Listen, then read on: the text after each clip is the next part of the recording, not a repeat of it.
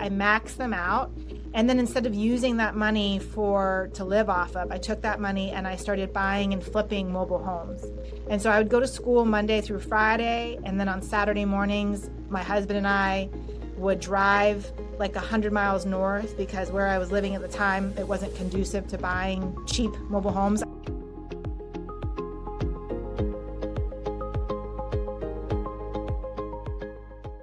Hello there, and welcome back to the Pursuing Freedom podcast. I'm your host, Erin Bradley, and if it's your first time here, welcome aboard, buckle up.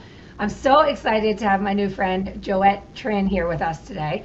And Joette and I met not too long ago, sharing a stage at a real estate investing conference, and I was so blown away by her story, her brilliance, and the way that she not only creates wealth for herself and her family in partnership with her husband, but also the value that she brings to the investing community through her experience as an attorney and also as a consultant around things like creative financing and analyzing deals. And she's an active investor. She's currently doing several flips. They also have a large portfolio of real estate investments. So basically, Joette is a genius who's done it all, and I'm just grateful that she is sharing some of her limited time as a wife, a mom, an investor, business owner, all the things here with us on the Pursuing Freedom podcast. So I have no doubt you are going to leave inspired and informed and potentially ready to give Joette a call. So with no further ado, Joette, thank you and welcome to the show.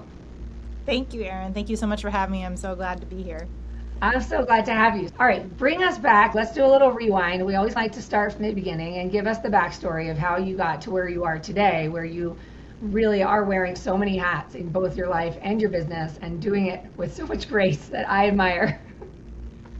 Well, thank you. I don't know about the grace part all the time. I certainly stumble here and there, but I would say that where it started was right after undergrad, and I told this story on stage where I met you, but it started in undergrad, like maybe a month before I graduated. My mom took me to a one-day seminar with a real estate guru, and it was one of those events where it's like, pay $3,000, $5,000, $10,000, run to the back of the room, now, put your credit card down. And in exchange, you would learn how to invest in real estate, because back then, I'm aging myself, but there was no Zillow, there was no YouTube that you could just go on and learn how to invest in real estate. And so my mom and I go to this seminar, and all these people are running to the back of the room to pay gobs of money.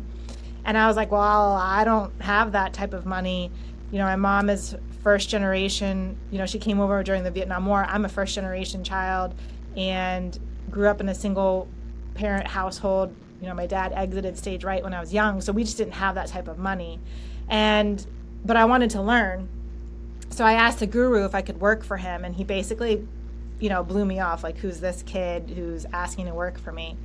And I called him again, and the second month, he blew me off. The third month, I called again. I called him 6 months straight, and after the 6th month, he was like, are you going to leave me alone? I was like, no, I'll get your coffee. I'll get your dry cleaning. I'll pick up your groceries for you. I'll work for free. I just want to be in the room and learn what you're teaching these people. And so after 6 months, he finally let me work for him. I didn't have to work for free. I did get paid, but in exchange, I got his coffee, got his dry cleaning, got his groceries, but in exchange, I got to sit in the back of the room and learn everything that these real estate investors, or those who wanted to be real estate investors, learned from him. And I learned all types of different investment strategies: residential, commercial, mobile homes, which is how I actually got my start in real estate.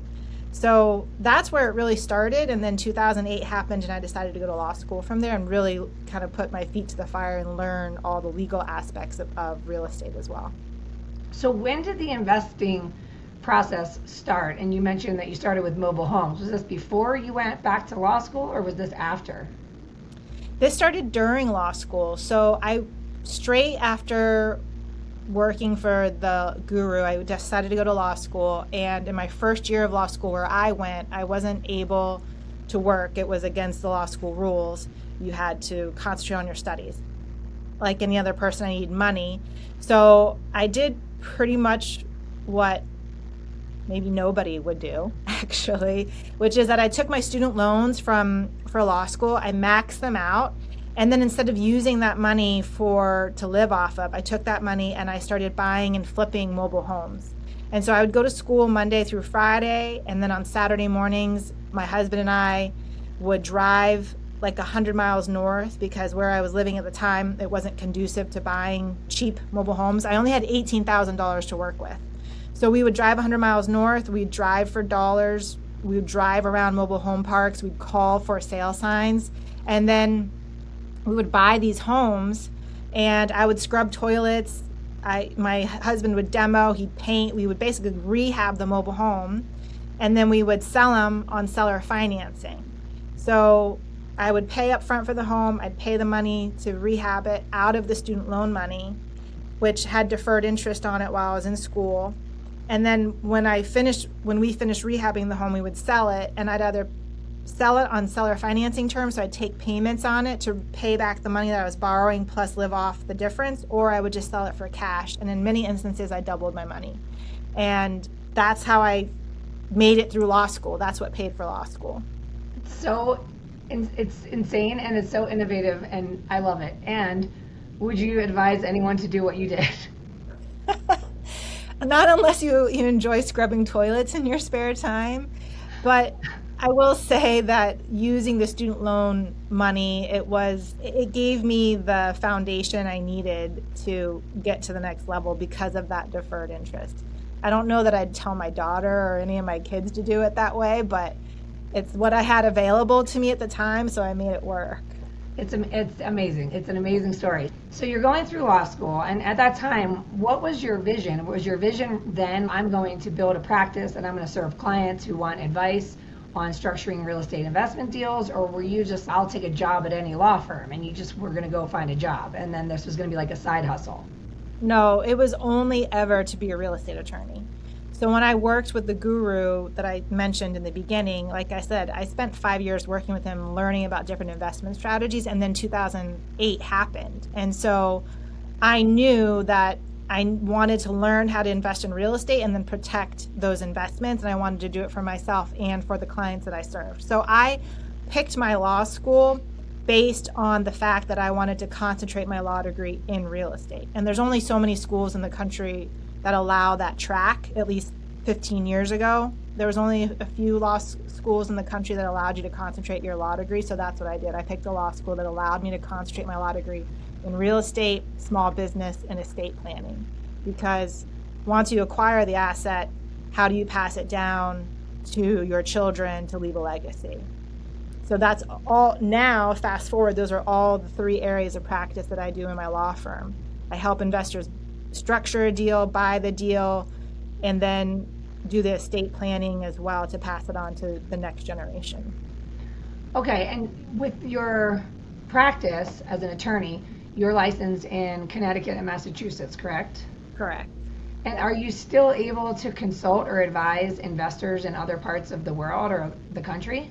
I can, so long as that person knows that I'm just a consultant and that they should hire an attorney in their local area to tell them what the laws are in their area and in that niche. So yes, Okay, I do so consult. I like to ask questions like I'm a kindergartner because sometimes I feel like one. But I came up in the mortgage space in Colorado, and attorneys weren't used in the typical type of deals that I was doing. Now, I did have real estate investors, but I had real estate investors buying residential real estate, and it was all residential mortgages. And so where you are in Massachusetts and Connecticut, are attorneys involved on all transactions, or are you involved on specific types of transactions where people simply need the guidance, they need the support in the structuring, et cetera? Yeah, so in the US, there's 2 types of states. There's attorney states and title states when it comes to real estate closings. Colorado is a title state, so you hire a local title company to do the closing for you, and you don't need an attorney involved. And that title company will issue you title insurance as a part of your closing. In most of the Northeast, Connecticut and Massachusetts included, in some other areas on the East Coast, you have to have an attorney involved in the closing. So Connecticut and Massachusetts are attorney states. You cannot do a closing as a buyer and get title insurance without an attorney. But what I think makes you unique is that you bring all of this expertise from building your own portfolio that you can, because not every attorney facilitated closing also involves the level of guidance and care that you provide to your clients, correct? Correct. And there are times when an investor will come to me and they'll say, I structured this deal, I came to terms with the seller, and this is how we're going to do it. And I go, if you want to execute it that way, I'm your attorney, I'll do, what you want. But a better way to do it is like this. And if you do it like this, you'll maximize your ROI, or you'll decrease your liability or something like that. And if the parties are open to it, then we can change the structure. And that's the advantage of having an attorney on your side, is that they can really take a holistic view of the deal, and they're on your side. You've hired them to protect you, and they can advise you on what's best. And so that's what I do for my clients. Okay, awesome. So let's assume you're talking to a newbie and they're thinking, I want to build wealth through real estate investing and I don't know where to begin. What kind of clients have you worked with that are beginners versus those that find you and they're already pretty seasoned and they're investing in that higher level of consultation by having you in their corner? I work with all types of investors, from ones who've never done a deal and they're just researching what to do, what's the best avenue for them, how should they get started, all the way to investors who have a large portfolio, who are very seasoned. So from the beginning all the way to very advanced people, I work with everyone in between. And what are some of your first timers deals look like that you've worked with recently? So the most common one right now are what I would call wholesalers. And wholesalers are real estate investors or individuals who are getting 123 Main Street under contract for a certain price, and then they're selling the contract for a higher price, and they're making the difference. So like one deal I have going on right now is a young female in my area who's never done a deal before, and her cousin told her that her cousin wanted to sell the property. So rather than list the property with a realtor and go on the market and pay realtor fees, which in Connecticut the seller is typically responsible for, the wholesaler, she promised her cousin a certain price, and then she found a buyer for $50,000 more. So now she's going to make $50,000 on signing the contract between her and her cousin to the new buyer. And out of that, she'll pay any legal fees that she may have, but she's going to make $50,000 spread on a wholesale deal, which is way more than 5% commission if you're a realtor. And the only expense out of her pocket is the time that it took to talk to her cousin and the time that it took to find a new buyer, and maybe if she did some marketing. So this may be a dumb question, but what does it mean to find a buyer? Like, she found the buyer before the transaction even happened? Right. So she did not actually purchase her cousin's home. What she did was she signed a contract with her cousin for a certain price. I don't have the number off the top of my head, but let's say it's $200,000. So she told her cousin, I'm going to give you $200,000 for your property in its as-is condition. And then she turned around and she can post the property on different sites, or she can go to her network and see if she can resell the property to the new buyer. But she doesn't actually purchase the property. All she does is assign her contract. She moves the rights she gives up her right to buy the contract and she assigns it to a new buyer. And that new buyer pays her for the right to buy the property from her cousin. So this may sound like a dumb question, but do you ever have situations with wholesalers where this is such a specific example, where it's a cousin, where Right. emotions get involved for the cousin who realizes what it could have sold for? That does sometimes happen, but I typically tell the wholesalers that I work with that you should be having an upfront conversation with the seller and tell the seller, this is a business, I'm going to be making money for it. It's not going to be your expense. My fee gets paid by the buyer, and typically the wholesaler handles the whole situation for the seller, so that the seller really can kind of be hands off. If they're in another state or they're busy with their own personal life, they don't have to be as hands on. The wholesaler is the one that really handles a lot of the negotiation and the details for them, and that is the advantage. Also, if a seller is going to sell their home on the market, they typically need to make repairs or bring it up to snuff, to get the most amount of money possible. Whereas wholesalers are typically saying it's as is condition, no repairs needed. Got it. So apart from getting lucky by knowing your cousin wants to offload this property, what are some of the other ways your clients are even finding these deals? Because sometimes with real estate investing, it's like the listener, myself included, we feel inspired by what's possible, but there's the legwork factor, right? And so are you just seeing that a lot of them are just ready to get out there and go after it and do the legwork to find the deals, and they just keep going until something happens? Or are they often, lucky, for lack of a better word, like a lucky situation, you just happen to have a family member who wanted to get rid of a property? Well, I think these days it's a lot easier. When you say legwork, it's a lot easier than it was, 20 years ago when I was flipping mobile homes. These days, you can just post your property on social media. And if you go onto Facebook, you're putting it into different investor groups, or if you're going to local meetups in your area or real estate investor association meetings, there are plenty of buyers if you're in the right places looking for them.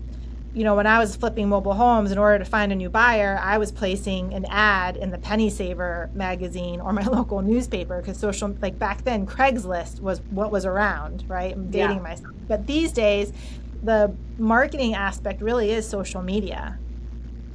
That's so wild. And so talk to me about your own portfolio and what you guys have done over the years while you're also busy having a family and a law practice. So from the mobile homes, we graduated and we started buying like a duplex, and then we bought a fourplex. And from there, we kind of upgraded and kept upgrading our portfolio. So now we own everything from single family homes all the way up to a 12-unit apartment building. That's what we own in our rental portfolio. And then we also flip around a dozen to a dozen and a half properties a year as well on top of the rental portfolio. And then I'm also running the law firm. So there's lots of things, there's a lot of moving pieces. Are you finding those flips too just by perusing these online marketplaces, or do you outsource that finding deals to either your spouse or to others? So there's really a lot of ways that you could find the deals. I mean, some of it comes to me organically as an attorney, and because I have such a heavy presence in my area, I'm locally known as an attorney who's investor friendly. Sometimes I have people who bring me deals. Also, a lot of the deals are, again, like on social media. If you're in different investor threads, you'll see deals come through there. Of course, there's always the MLS and Realtors, which is the traditional way of finding properties. So you could do that. And then, of course, there's also paid marketing, which we do as well. We pay for direct mail. So we're mailing homeowners who meet our criteria and offering to purchase their property subject to an inspection too. And are you doing this in a very geographically specific area, or do you target one area, or do you disperse across different neighborhoods and areas, seeing as you practice law in both Connecticut and Massachusetts? So we're buying in different areas of Connecticut. So areas that we're familiar with, areas that we know have a high, first-time home buyer pool. So I try to stay in like the first-time home buyer market. So in my area, after repair value of $400,000 or $500,000 is where I'd like to be, because that's where the most buyers are. There are, investors who go into the luxury space, and that's amazing and great for them. But you have a smaller pool of people who can afford luxury homes than first-time home buyers, right? So I like to stay in the first-time home buyer space. What has the journey looked like for you with developing the team that you have in place to make the flips happen? I assume that it's not always a straight line as you're finding people you can trust. No, it's very fluid, like any other business, right? So sometimes you have a great teammate and they're here for a while and they move on, and then you hire someone who you think is going to be a great teammate and they're not such a great teammate, and you got to make personnel changes. So it's very fluid, and it is hard to put together a team that is really great and everyone's on the same page at the same time. So still mastering that one. And with the number of like at scale that you're doing on an annual basis, do you modify at all the design, like the paint colors and the finishes and the flip that you're actually doing? Or do you find that it's easier to just rinse and repeat and then maybe seasonally start making modifications? Yeah, it's very much rinse and repeat. And it's also what's trending right now. It used to be light brown and now it's light blue, and it's the colors that trend, and we just move with the trend, and then we just rinse and repeat all the houses that we're doing with that color until the trend changes, and then we'll move to the new hot color of the season and we'll do that. But mainly nothing crazy. It's usually light blues, light browns, white, things that please the eye but also aesthetically aren't hard to change if a buyer wants to. I love that. And do you have a real estate agent moving the properties for you, or are you guys listing them directly for sale by owner/attorney? So our business is very incestuous. And what I mean by that is that my husband is a realtor. So my husband can find the deal, he can make the commission when we purchase. I'm the attorney, so I can close the deal. My husband can run the rehab, and then when we're done running the rehab, he can list it as the attorney, and then he can list it as the realtor, and I can be the attorney again. So there's multiple points in the deal where we are making money that we don't have to outsource it. That's so cool. So are you then typically the buyer and the seller with him as the agent to get the commission, or can the agent make the commission as the buyer or seller too? Like, is he on title? So when we buy from a seller, we typically waive his commission just as to sweeten the deal for the seller.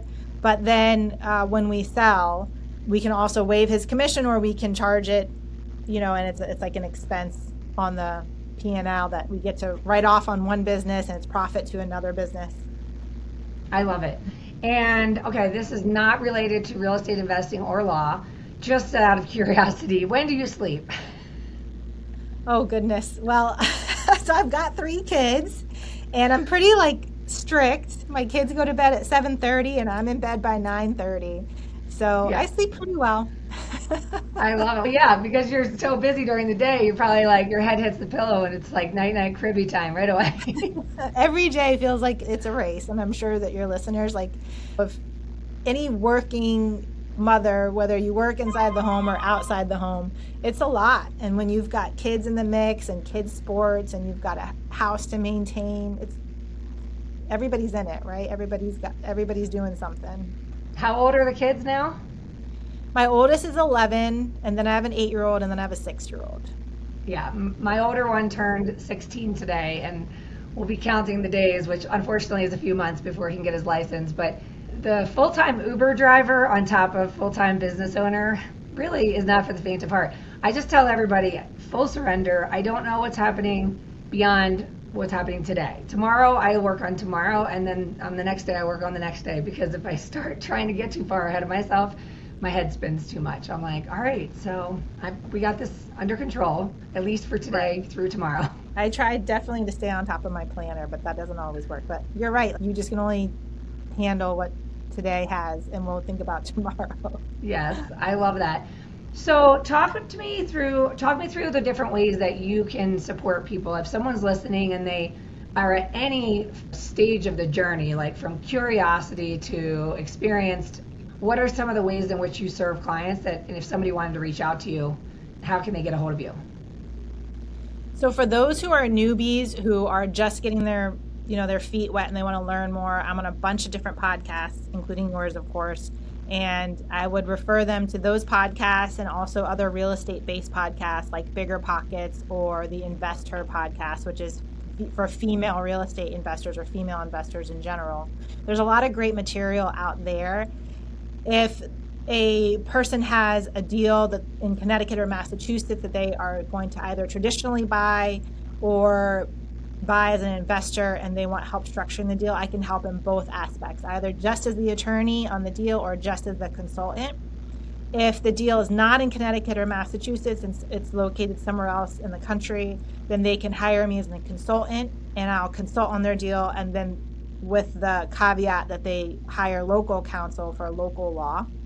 So I'm available. The best way to reach me is through my email, but there's also, like I said, different podcasts and, of course, an office that they can call. I love it. Thank you so much for taking the time out of your jam-packed schedule to share your wisdom with us today, Joette. Thank you for having me. I love being able to share the knowledge and just hope that even if one person implements it and it changes their legacy, then it's all worth it. I love that so much. Awesome. And to all my friends out there, how amazing is Joette? This story, all the way back to flipping the mobile homes. I love it so much, to having this legacy that you're creating for your family. It's really inspiring, and I'm always impressed by you. And if you guys love this, please send a DM to Joette online somewhere. Let her know that you brought value to your life, and share this episode with anyone you know that's curious about investing. And make sure, I always ask you, if you haven't left your 5-star review, please do that, because it really helps us continue to attract amazing guests like Joette and help this content get found so more people can build a life you don't need a vacation from. I love you. I appreciate you. We'll see you next time. Thank you. Thanks for tuning in to Pursuing Freedom. If this conversation sparks something with you, be sure you're subscribed so you can keep building momentum towards your life of freedom. And don't keep this to yourself. If you know someone who's on the same journey, be sure to share it with them. And I'll see you next time.